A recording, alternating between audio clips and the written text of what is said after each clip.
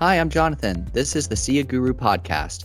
In this podcast, I interview the various guests on my new platform for helping people find a coach and take whatever they're doing to the next level.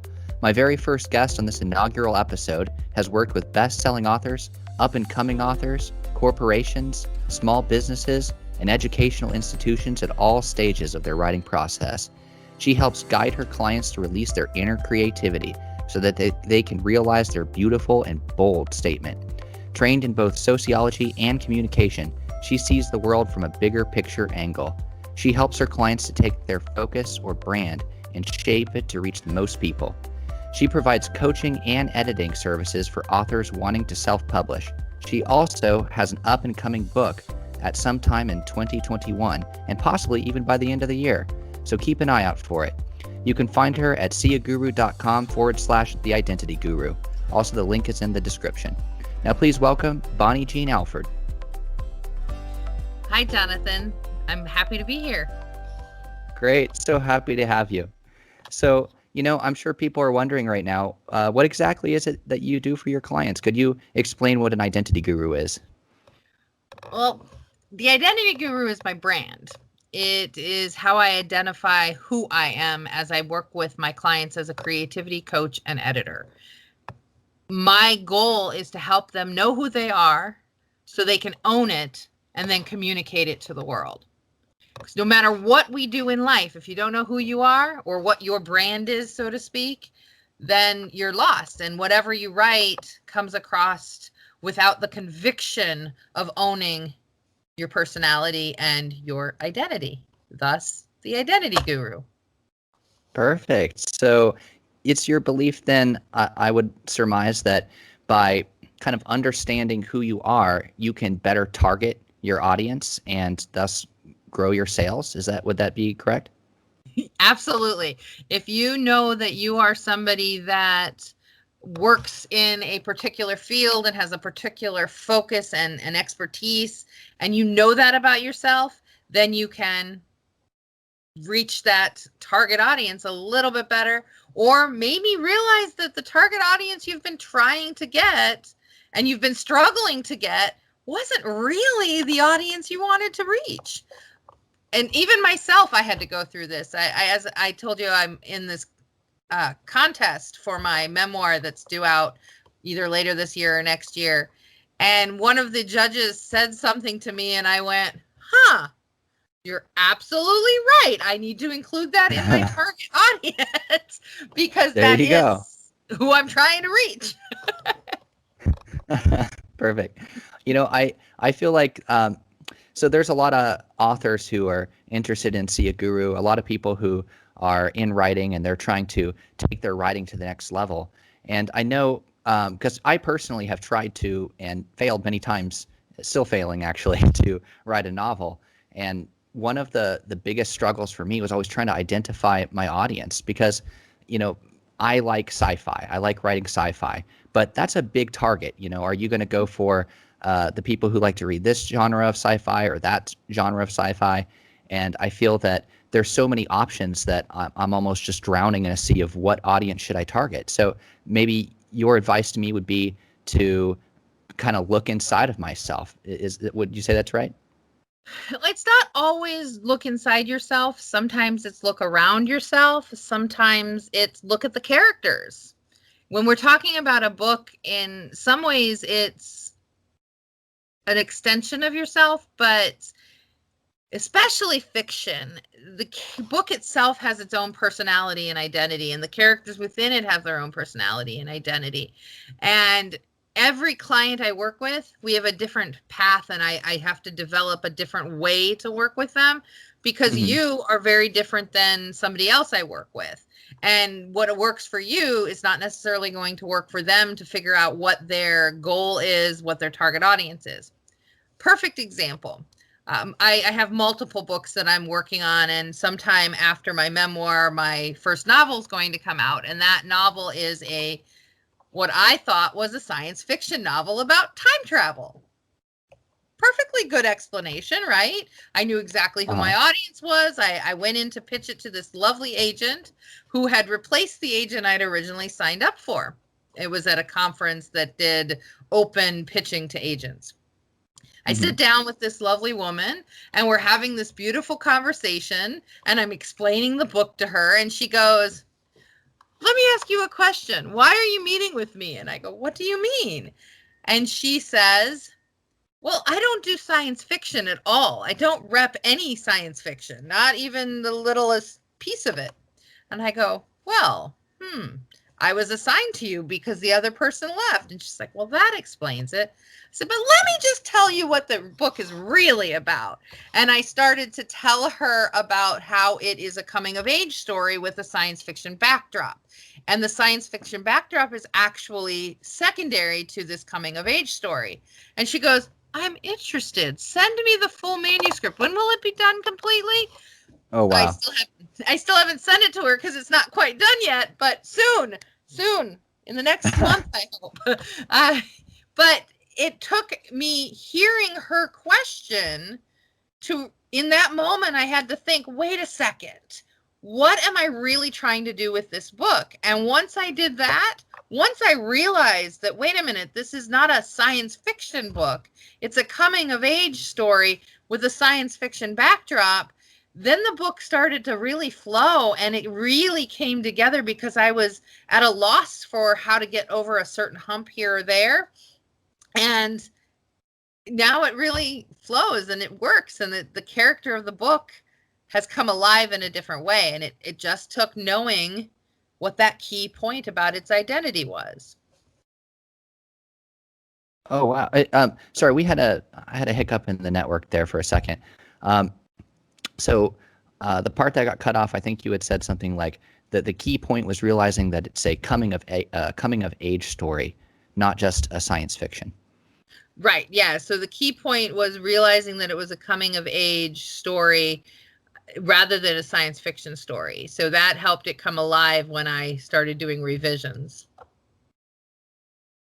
I see. And that's a really interesting point because I feel like for me, science fiction is the end point. I'm like, okay, I'm going to write a science fiction story. But to think that coming of age actually is the more core identity of it, and by kind of getting rid of all of the, drilling down to what it really is. I mean, even your age kind of lightened up and suddenly was interested when you worded it that way. And I think that's maybe a really interesting point for authors, that by almost just kind of looking at what they're doing just a little bit differently, they can almost get the diamond in the rough, kind of get rid of the distraction and kind of focus on what is it that really hooks people.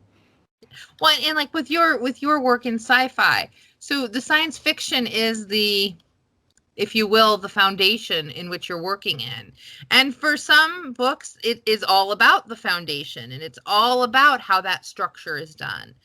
For other books, like mine, it's about the characters. The characters drive the story and the foundation has to be there. Of course it has to be there. The rules about time travel have to be there. The different aspects of all of those foundational points within the science fiction world have to be there. At the same time, it's about the characters. And so they drive the characterization. They drive the book. They drive everything that it's doing. And I mean, and it's also more than that. It's about identity. Everything I write has a sub language of identity, and it's about knowing who you are. And when you mess up in the world, that particular book has an allegory to messing up. So if you make a mistake, you can fix it. In this book, you can go back in time and fix it. In life, you can't go back in time, but you can fix your mistakes. And Makes you sense. just need to own, you just need to own up to them. So it's really kind of exciting. And people say, well, you need to know what the end is before you really start. Not always. It depends on the book. You may not know yet what your niche audience is because you need to tell the story first. You need to let it unfold on the pages. And then once it's there, once it's unfolded, then you can say, okay, now we know who your audience is. Let's go back and do a revision to make sure everything fits. Oh, wow.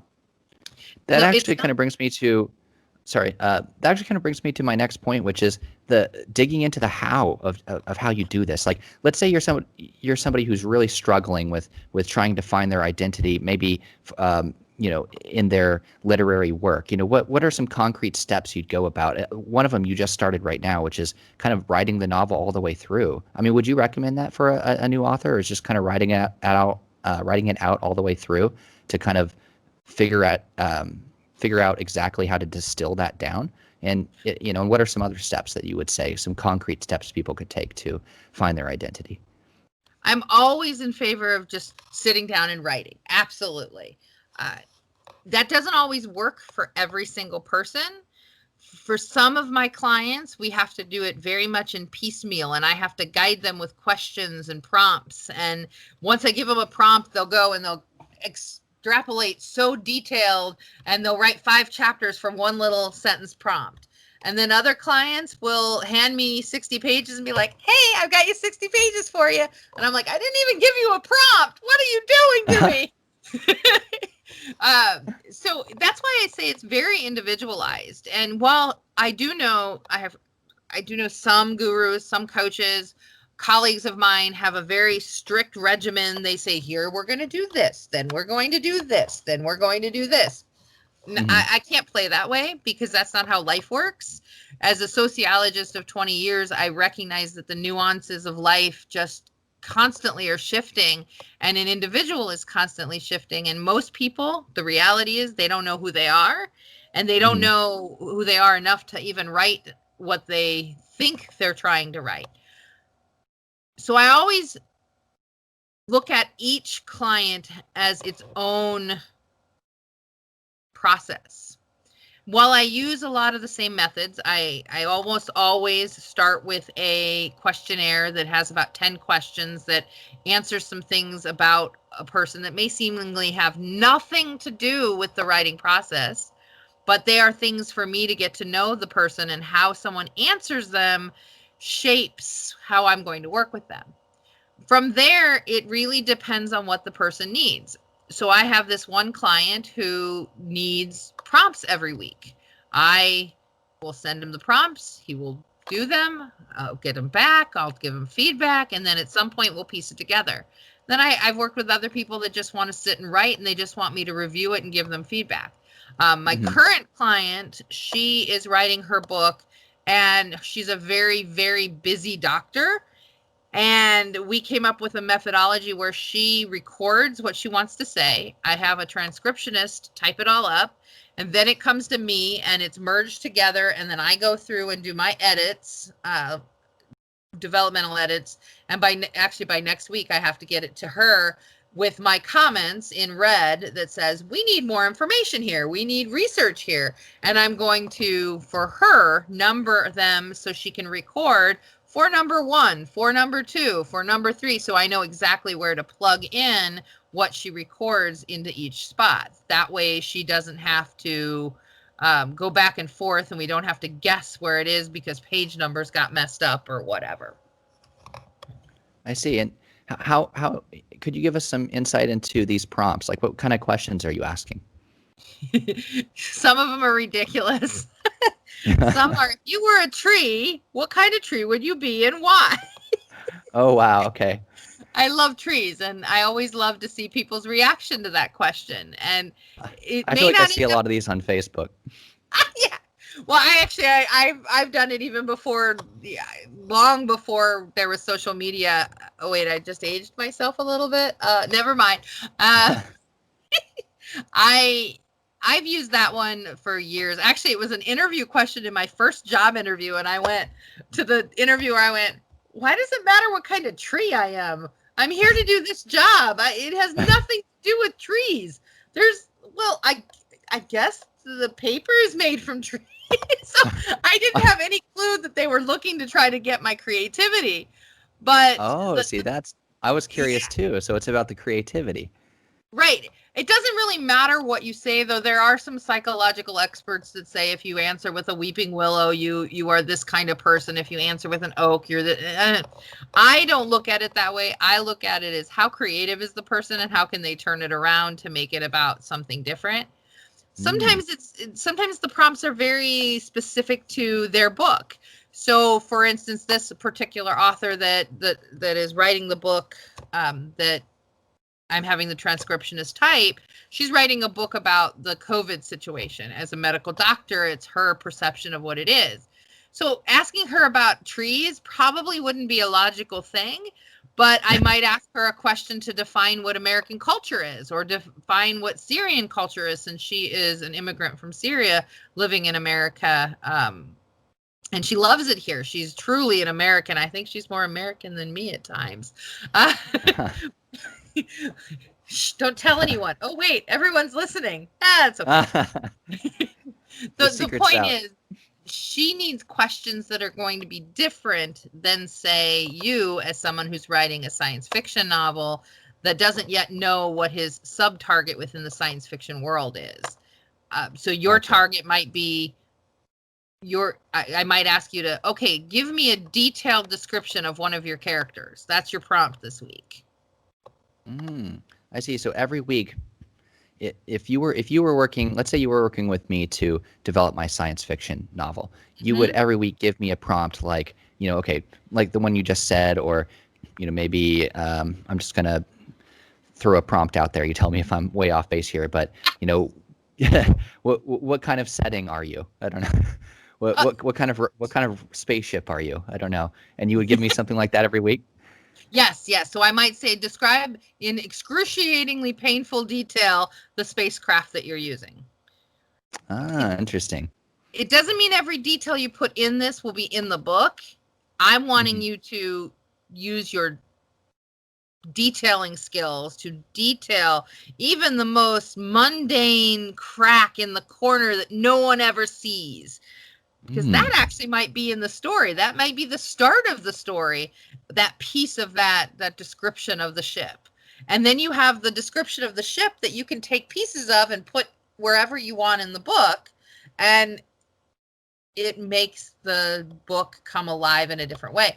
It may be a scene. It may be that you have a scene between two characters. So, like, for instance, I don't know, are you familiar with I suddenly can't think of any TV shows that I would bring up. Star Trek? Well, yeah, I was thinking Star Trek, but I'm like, is there any episodes that I would think about? So when Captain Picard was captured by the Borg and he had to go be a Borg, basically, which was not that's where my mind went first, too. Like, when I think Star Trek, I immediately think Picard and Borg. Well, it is a very memorable portrayal because he had to remember who he was as Captain Picard while still being absorbed into the collective that was the Borg. And then he was saved and had to come out of it and not give up that aspect of being a Borg. So I might say to you, okay, you're writing a science fiction novel. Write about your thoughts of what you think Captain Picard was thinking as he was coming out of being a Borg. Oh, wow. Wow. And yeah, I can see how that would really get the creative juices flowing, so to speak. One of the biggest problems I have when writing is about that creativity. Like, I'll not be writing and I just have ideas coming out of everywhere. I'll just be walking down the street and, oh my God, I got to put that in a book. But then I sit down to write and suddenly it's all nuts and bolts, anchoring things together. So I feel like if I were to go through a process like that, it would help kind of, lubricate the engine, so to speak, and get past some of those, what I guess you could call writer's block or something. But, do you ever work with authors who, well, I'm sure you do. What advice would you give to an author who's struggling with plot? Do these questions usually help with plot, or do you have like a more structured way that you would go about that? Sometimes they help with plot. It depends on what the plot holes are and if they're purposeful. I use, again, identity is such a fluid and distinctively different thing. It's really hard to say, well, I would just have everybody do an outline, and when they outline the book, their plot will become clear. Well, yeah, but I personally can't stand outlines, so why would I make a client use an outline? Yeah. So if a client I started trying to use that method, and I always just I always would fall into a trap with it where I would get the beginning written and I would go to the end and write that, and then I had trouble connecting the two. Oh, well, yeah, and it for some people it doesn't work. Now, if you're an outline person and you want to use an outline, I know how to do an outline. I'm very good at them. I just don't like them. They're not part of who I am. But I have clients who do use them, and I'm happy to guide people on them and how to do a proper outline and follow that suit. I think it does help, but I think one of the mistakes most authors make is they think they have to know the end when they start. I don't know the end on all of my books. For instance, my time travel story, it's called The Edge of Time, and it's the first in a series of 4 books. The second book actually is the sequel. Instead of going forward in time, it goes backwards in time about 150 years. And then the third book goes backwards in time even further. I basically know what's going to happen in each of those books. I mean, I don't know the specific details because the books haven't been written, but I know where it's going. I know the fourth book is the prequel that goes way far in the future, but I have no idea what the origin story of my time ripple is. None at all. I know what happens with it, and I know all these different things, but I don't know how it was formed yet. And people keep saying, so how is it formed? How is it formed? I don't know. I don't know. So how can I tell you? And I don't want to know until I'm supposed to know. When it comes down to the moment, I'm going to sit down and I'll be writing and I'll get to that last part and I'll go, boom, there it is. That doesn't mean I haven't brainstormed. I have lots of little notes all over I have writing journals that I carry with me that I just, whenever I have those random ideas in the middle of somewhere, I jot them down or I text them to myself or something like that. And I know that it may be one of those 25 things I've brainstormed, or it could be something completely different. It just depends on how all the stories actually play out on the paper before I get to that end point. And I have had friends and colleagues and even clients go, how can you write not knowing how you're going to end it? And I said, because do you know how your life's going to end? Do you know where your story is going to get you to in real life? And they go, well, no. And I said, bingo. In the book, even if you plan the ending, things change as you're writing the characters. They have a life of their own and they tell you what they want to be heard. And when we start thinking of the characters as their own identity, as their own person, as their own beings, you can't plan their end until you've planned their beginning and their middle. So, well, wow, you can't, but yeah, you can, but it's not so successful. Okay, it's not always successful. I mean, the first thing that pops up in my mind is kind of the terror of thinking, well, Bonniejean, what if I write, this 5-book series and everybody's, I might get some heat for talking about this, but have you ever watched the TV series Lost by chance? Oh, I loved the show until the last season. That was it for me too. Like I was like, oh, but what happens? What happened? How did all this happen? And then you get to the very end, and you're just like, oh, I feel let down. So, I mean, have you ever had a time where you just couldn't tie all the knots together at the end, or is that a legitimate problem? For me, it hasn't been that way because I'm very meticulous with my own writing. With my clients, I don't think that's been a problem. What sometimes frustrates me is when I recommend something to a client and they don't want to take my recommendation, which is always their choice.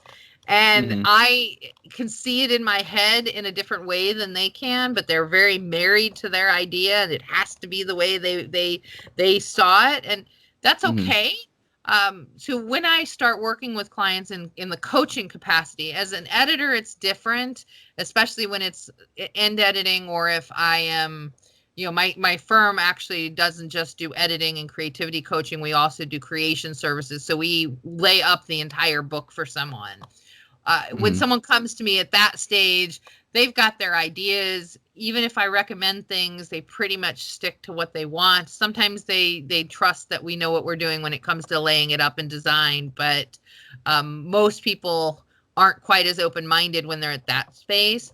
But when I coach people, I make it very clear, are you open-minded? I'm going to try some experimental things with you, things that you are going to push your comfort level.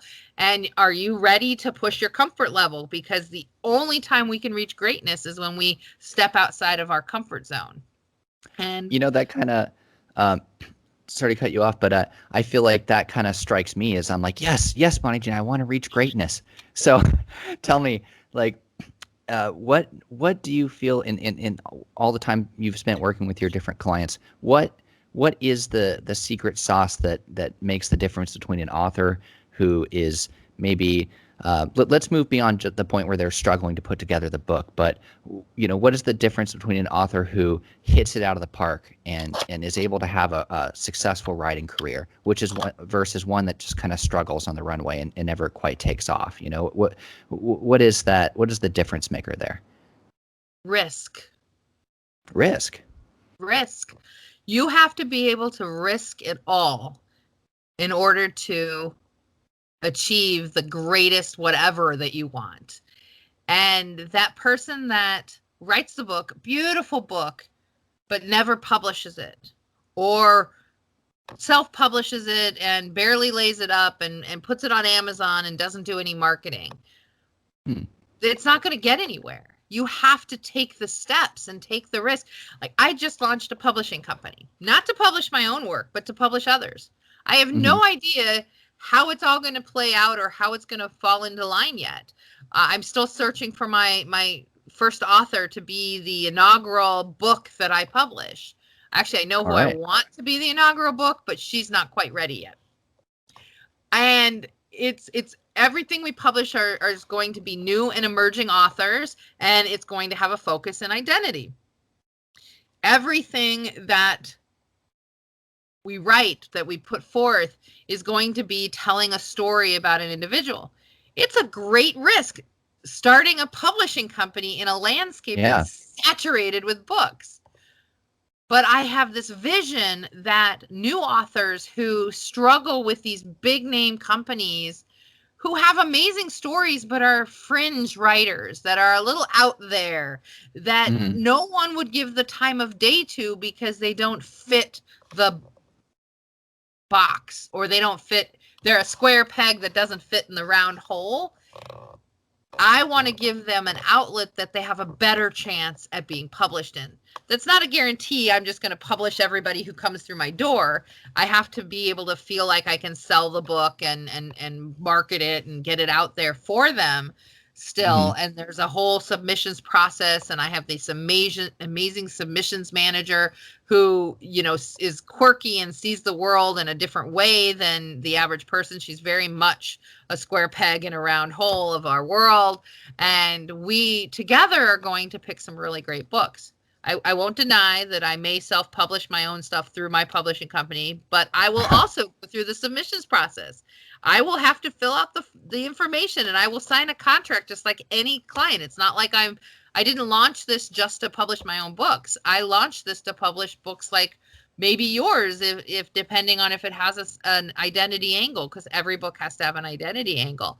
And I wanted to utilize all my knowledge from 20 years doing editing and working with clients and my understanding of the world through sociology and communication to capture and take the risk to help others take their risks and make their bold statement and be beautiful, basically. Wow. So, when you talk about risk, are you talking about kind of having the audacity to actually just do it, to follow through, to put your book out there and give it a try, put it up for marketing? Or are you talking also kind of about risks in terms of plot? Like, are there some risks that don't tend to work out? Like, if I go too, would you recommend me going too niche in my plot? Should I, like, what if I want to, in my bold vision, I want to hit a topic that has a very small market? Would you say because of my passion, it's still worth going for it? Or if I want to make a career, would you say, now, John, maybe it would be better to start where the market's at? Someone very wise told me when I was a freshman in high school something really profound that has shaped my writing ever since. He was the advisor for the literary magazine, and it turned out that this was his last day of life. We didn't know that when we were talking. Wow. But these words to me might have been quite possibly the last words he said to anyone, because he went home and he passed away at home and no one else was home. They came home and found him. If I'm recalling the details correctly, it's been a while. I was feeling very disenchantized. Is that the right word? Disheartened. My poem had not been accepted in the literary magazine because they said it was too dark and depressing, and it made me sound like I was suicidal or something. Mm-hmm. I was a teenager with teen angst. Of course it's going to make me sound that way. I didn't understand that at the time. You know, I was 13, 14 years old. I was, lost in the happenings of my life. I was trying to understand who I was. And so we had this great conversation. And as the advisor, he had the power to override the decision of the committee. So he wrote on my little pink sheet of paper, which is the only time in my life where I've ever had anything pink. But he wrote approved on it, or accepted. I don't remember if it was approved or accepted. And he said, just show this to the editor and your poem is in. And I said, Wow. Okay. And then he said to me, I want you to remember this piece of advice for your entire life. When you sit down to write, if you write from your heart, everything will fall into place and it will be beautiful no matter what you do with it. And wow. I don't let anyone tell me to put my book into the round hole when I am a square box, or I'm a triangle, or I'm a star, whatever I am. I don't know, but I don't fit in a round hole. That's for sure. And I write from my heart. And that doesn't mean I don't listen to other people's advice. And I have coaches of my own who give me guidance. But in the end, I have to take the risk and be true to who I am and have that represented on the paper. So when I talk about risk, I'm talking about from the very moment you put that first word on the paper, have the courage to say what you want to say.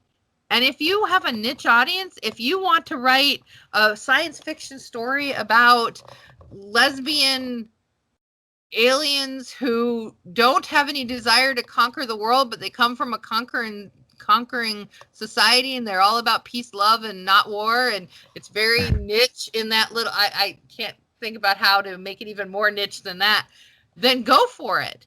The publisher's job is to market it in a way that it becomes a desirable beyond your niche. And that's also your responsibility too. So you've written your niche piece. How do you then take and market it beyond your niche so that the niche can become less nichey? Yeah, I almost feel like that brings us back to the beginning when you were talking about kind of like you were saying, well, really, this is a coming of age story. So it's almost like you can have your really niche story, but in its core, maybe it's a coming of age story, or maybe it's a love story or something like that. Right. And it all comes down to being willing to take the risk to market it a little differently. So have the risk to write what you feel needs to be written, then have the courage to take the risk to market it outside the niche as well as within the niche. And, when you think of best-selling authors, like when you think of a best-selling author that you would love to have a career like them, who comes to your mind first? Don't overthink it. Just by the time I say one, say an author. 1, 2, or by the time I say 3, 3, 2, 1. Stephen King. Okay, so do you think Stephen King played it safe? No.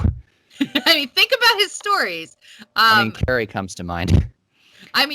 Carrie was one of his early works, and that is a story about killing a bunch of teenagers with your mind. I mean, come on. We're Right. talking about, an over-religious family, because Carrie's family is hyper-religious to the point that she doesn't even know that a woman gets a monthly cycle. And when it happens, she goes, well, a bit crazy, quite frankly, because she doesn't understand, and she's told that it makes her evil. So then when they do what they do, and the bullying they put on her at the very end, she kills a bunch of people, and she does that, and it has these underscores of sexual tension and all sorts of other things. In the 1970s when it came out, that was all unheard of. How could you even think to do that?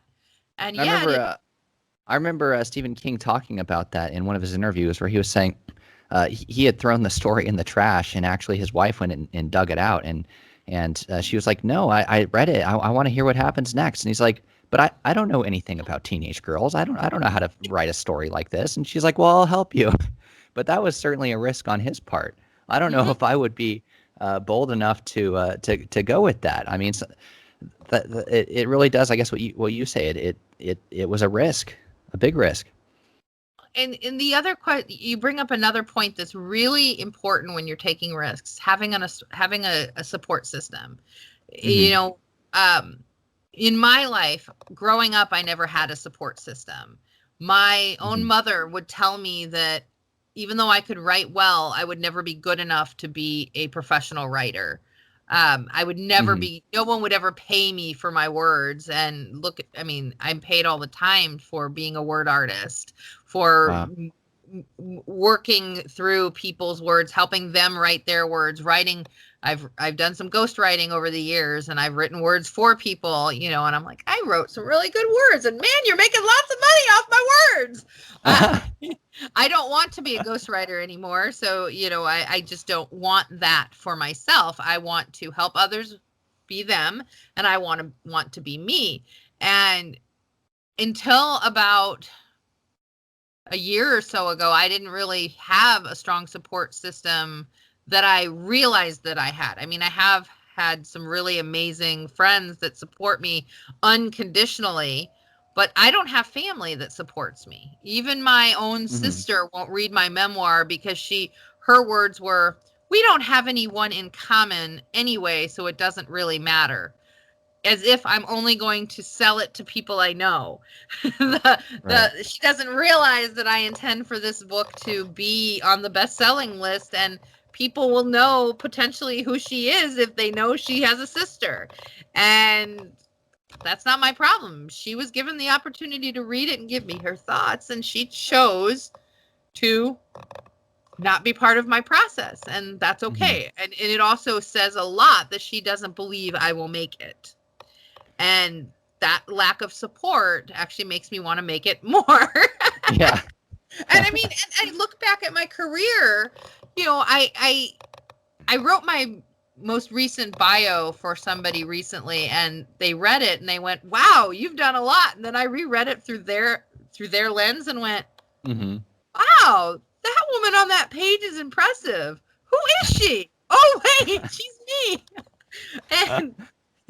And we think about ourselves sometimes and forget that we go through things, and we have to start seeing ourselves in the image of what other people might see us. And we have to have that support system that reminds us of that. And for some of us, it's a lot harder to have that support system than for others. But as you bring up Stephen King, he had his wife who encouraged him to step outside his box and explore something that he had no experience in. And I don't know if it was his first film or it was an early one of his films, but I would say it was definitely a big part in helping to launch the enterprise that is Stephen King today. Absolutely. So, I'm curious, how does coaching play into that? So do you think you need a support system outside of coaching? Or would you say coaching is a way to kind of supercharge what you're doing if you already have a strong support system? Coaching is the ability to focus your support, to focus your energies, focus your realities. Actually, one of my friends who's also does coaching, but her coaching's a little bit different. I need to get her your information to see if she'd be interested in your platform, because I think it would be really great for her. She and I worked out some exchange of services deal, and she helped me with some coaching that I desperately needed. And Hmm. what I realized through the process of reading her book and going through learning about her methodology was that I was trying once again to fit what society says was the best way to write a book. Have you ever heard the adage that you should spend 5 minutes a day writing? If you just spend 5 minutes a day writing, you'll get it done. I've heard that. I tried that. It doesn't work for me. And I didn't know why until I met this colleague of mine. And when I read her book and we talked, we realized that I'm the type of person that I need to really focus, sit down and work for 8 hours, 10 hours, 12 hours, to the point that I shut everything out and I just write or I record and then have someone transcribe it, Mhm. whatever is happening in that particular day. I tend to speak faster than I can write. So I am wanting really to get a lot of these books out. So I'm going to utilize my transcriptionist a little bit more. He's going There to you like that. He'll get paid more. But I am not that person that can do these small, go. tiny chunks of writing. It takes me an hour to get into being able to write in the first place. Like when I sit down to work on something I've been working on, I have to read the whole thing first. I can't do that in 5 minutes.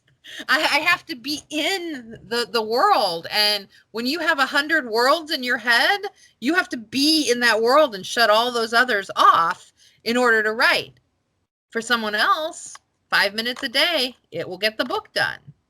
You have to figure out what type of writer you are. And actually, I told her going forward, her book is on a list of 5 books that I recommend all of my clients to read. I don't require them to read it, but I will recommend them to read it because it is a really good book that helps you figure out what your method of writing is. And that bit of support helped hone me and help me go, okay, so if I write 3 days a month or 4 days a month, my long things, that's more than the 5 minutes a day that people are saying. Because Wow. if you write 30 days, 5 minutes a day, that's only 150 minutes. That's not even 3 hours of writing. Yeah, I feel like for me, I need to get absorbed in the world. Yeah, I'm the same way. Like it would be really hard for me to just kind of pick up and be like, okay, 5 minutes, let me just get back into the frame of mind of my character and back into this fantasy world and everything like that. So I can definitely see how maybe, and I guess if you have a busy schedule, if you could take a chunk of time, even once a month or something like that, it could add up really fast, right?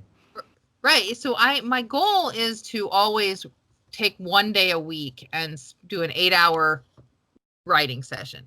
It doesn't always work out that way because I have clients and sometimes client issues come up and I have a team Hmm. at I have a graphic designer on staff and I have my assistant on staff and I have collaborators and people that I, contract to do other things that none of the 3 of us can do.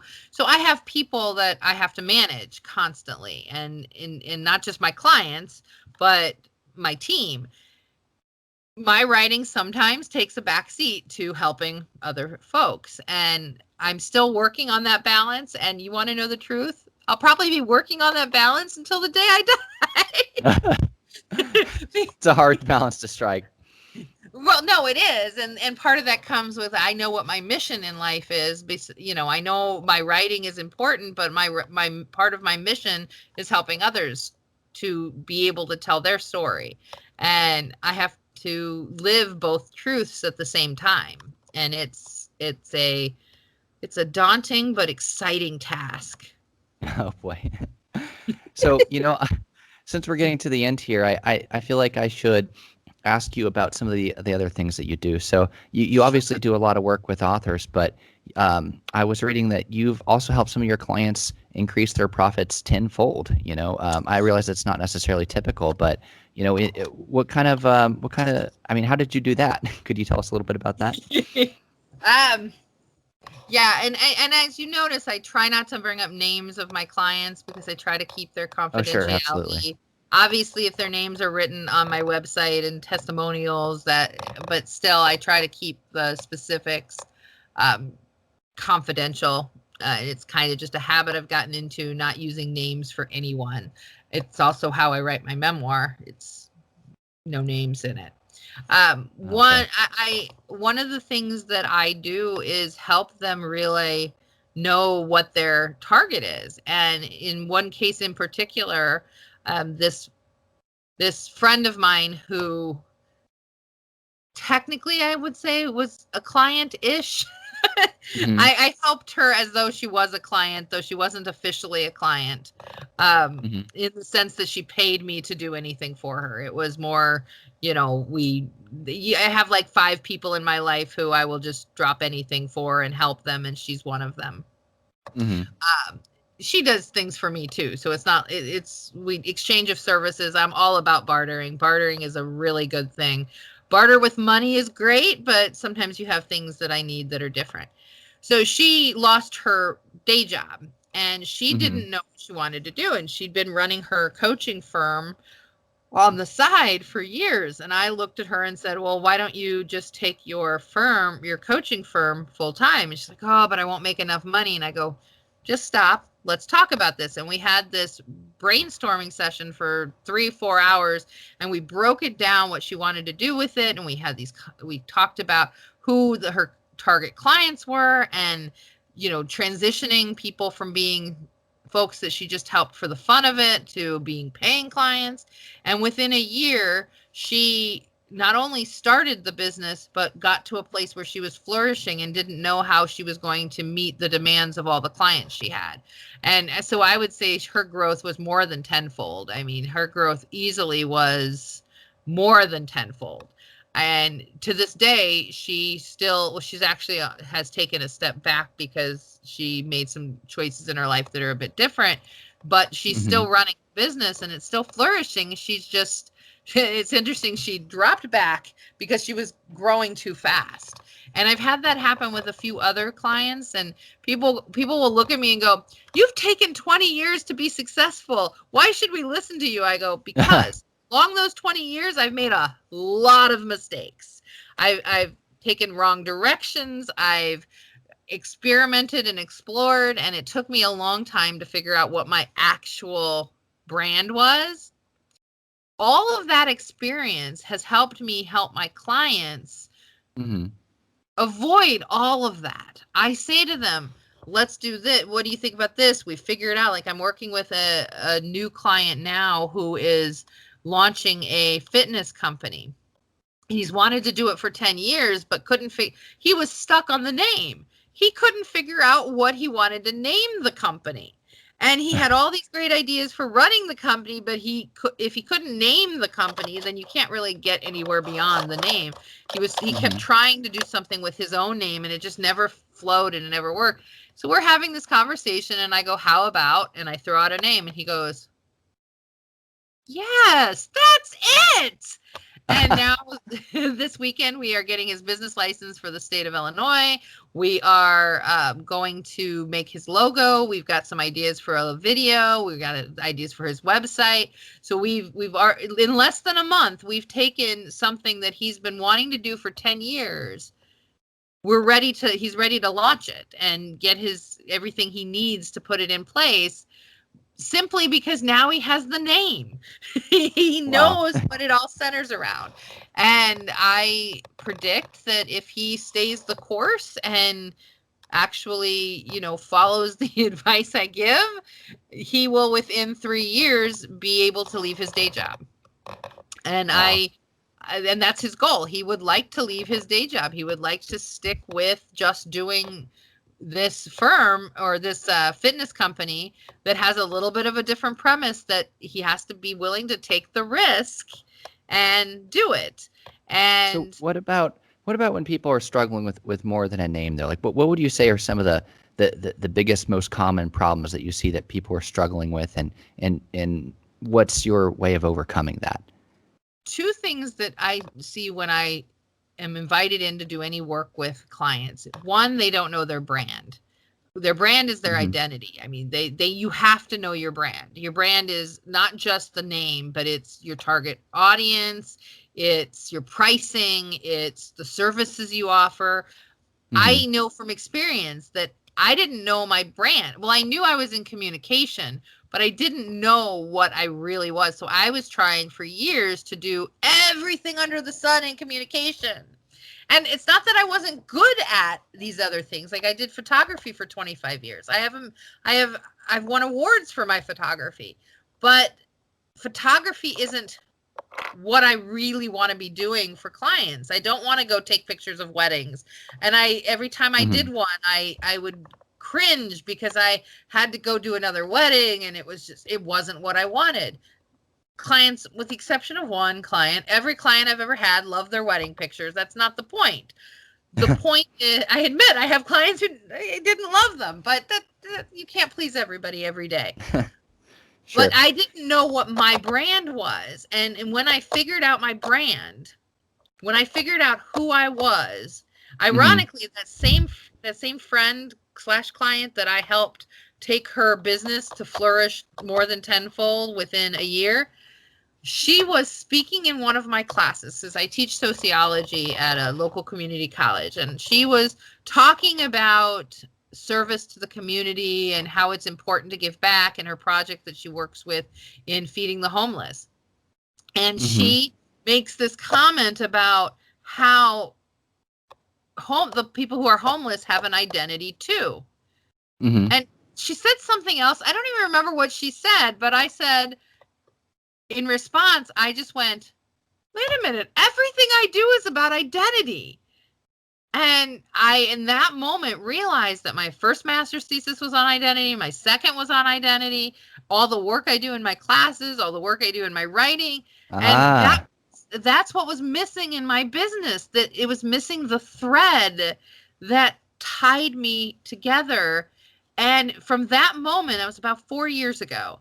From that moment, I figured out that I'm the identity guru, and I played with other words after the identity, and I settled on guru. And one of my colleagues said to me, why are you using the word guru? That has such connotations. It means like you're an expert and you know everything about it. And I'm like, where do you get that means I know everything? Do you know what the word guru means? And she's like, it means expert and you know everything about it. And I go look it up in the dictionary. She opens up the dictionary and it says guru, teacher.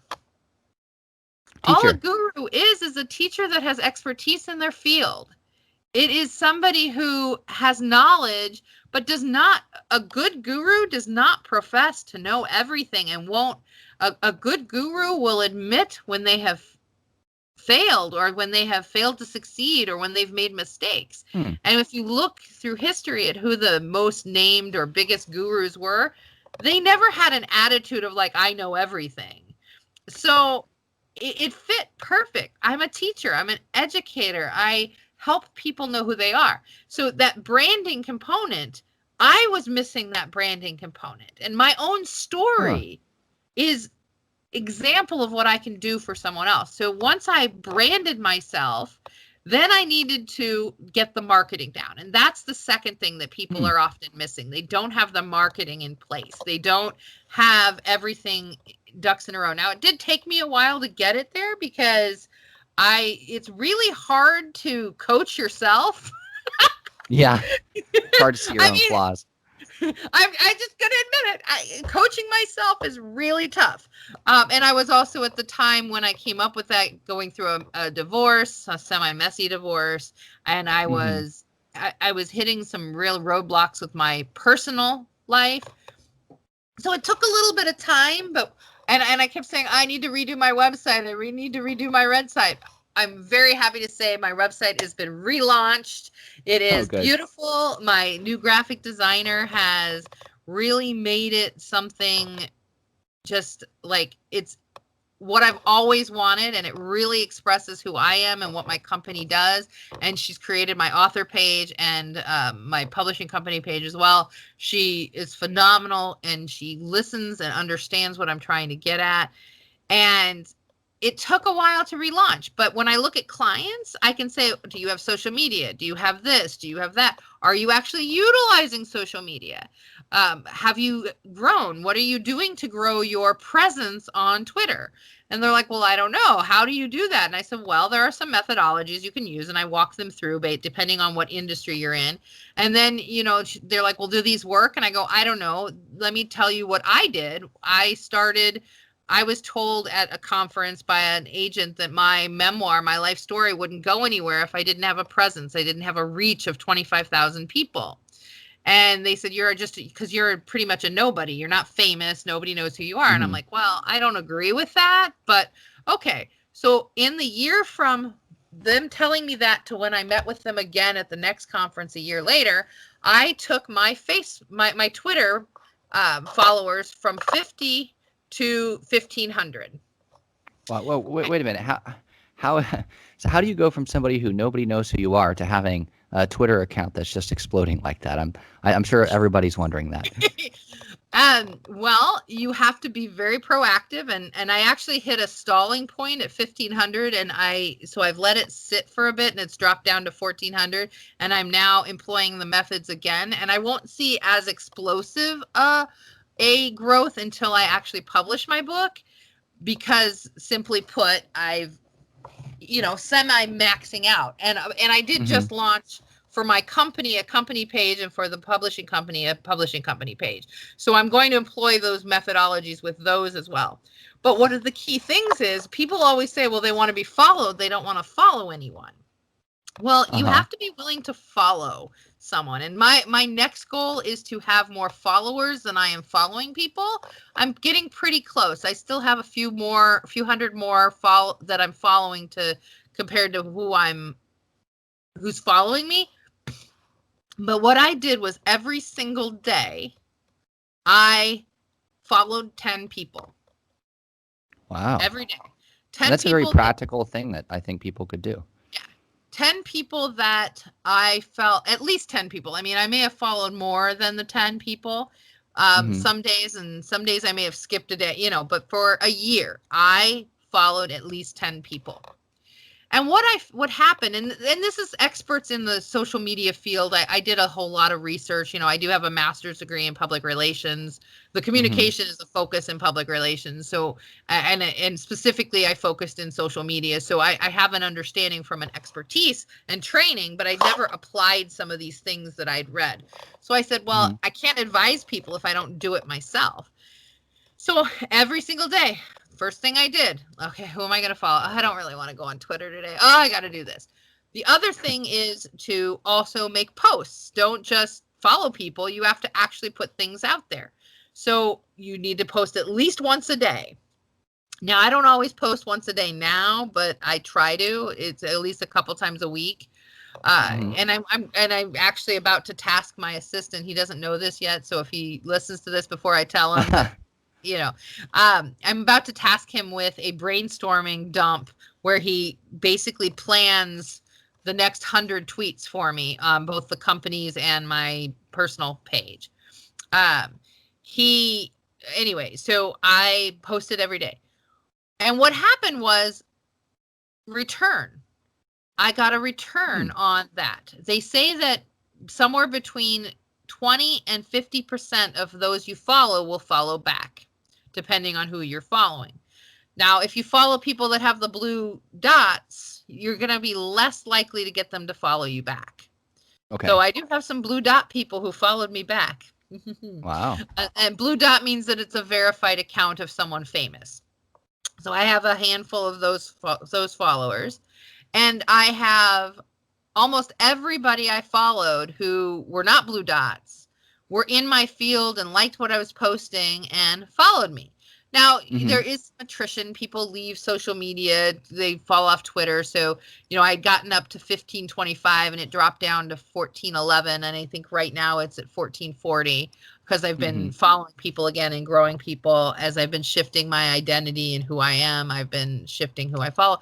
And my goal is by the end of the year to try to hit 2,000 followers. Lofty, but why not? I mean, it doesn't hurt to try, right? Yeah. And so these people that you're following, do you try to target them? And we're almost out of time here, though, but I just feel like this is a great practical thing to go out on. Yeah. Do do you feel like is there a strategy to who you're following? Like, are you trying to follow people who you feel could be your clients, or are you trying to follow your peers, or what? And also, when you have, how have you been able to sort of use this Twitter following to help your business, and has it actually kind of tangibly improved your ability to market yourself? I haven't used it personally for marketing other than having this presence in the world. I target both colleagues and potential clients. And I also made the choice when I first got on Twitter. So there's a choice that someone has to make. And it depends on who you are and the type of company. Do you want to have a Twitter page for just you, which covers your company and you, or do you want a separate page for your company and a separate page for you? At the time I got on Twitter, I made the choice, since my company was just me and it was really all one and the same, I just made me. Now that I have found my brand, I have employees, I've expanded out, I have now created a company page, and I'm trying to take my personal page to be more about me, and my company page is more about the marketing. And so it's some of it's experimenting. I'm applying different methodologies. I'm going to do a whole ad campaign. And for me, I haven't utilized the Twitter to make sales and gain clients. I've utilized Facebook more. I want to change that. And that's one of the reasons why I went ahead and split, and I now have everything in its own for the companies. And as I'm becoming published in my larger works, I have an array of writings out there, but my larger works are finally getting published, that I finally have the courage and the feeling of taking the risk, because it's a big risk to put my memoir out there. It's Yeah, absolutely. It's a very painful life I've been, I don't want to say blessed with, that's the wrong word, but I've been. Sometimes it can be a blessing, Yeah. Sometimes, what do they say? Like the trial by fire, it makes you stronger. It purifies you, that kind of thing. Yes, and that's exactly how I run my business. I don't ever advise a client or even a student. I tell my students all the time, I am not giving you any assignments that I have not done myself or I'm not willing to do myself.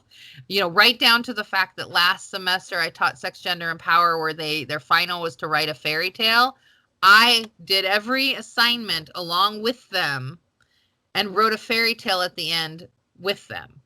So they could see that they weren't alone in the process. And I'm going to do it again this semester in my class. This semester, I'm going to write another fairy tale. And actually that book, I picked 12 of my students, their stories along with mine, and we're going to publish an anthology to raise money for a not-for-profit. So we're putting that together as well. And I hope to get it out by the end of the year, but we haven't even really started it because it's one of those projects that nobody gets paid for, so we fill it in our gaps. And there's not a lot of gaps right now. It's wonderful, but also there's not a lot of gaps. So but I really believe that with my clients too. So if I'm going to advise them on different things like how to grow your Twitter following, I have to have been able to do it myself, and I have the proof going from 50 to 1,500 in a year. That's unprecedented growth. I have not seen anybody else who's grown that much. Now, I started with 50, so it seems like it may be that it's a lot more, and it's a lot harder once you already have more followers. And I suspect that once I publish my books, though, that will grow and be more exponential, but I still have to do it every day. I still have to walk the walk. And that's the key thing. I want my clients to be their best self. And if it didn't work for me, it may work for them, and vice versa.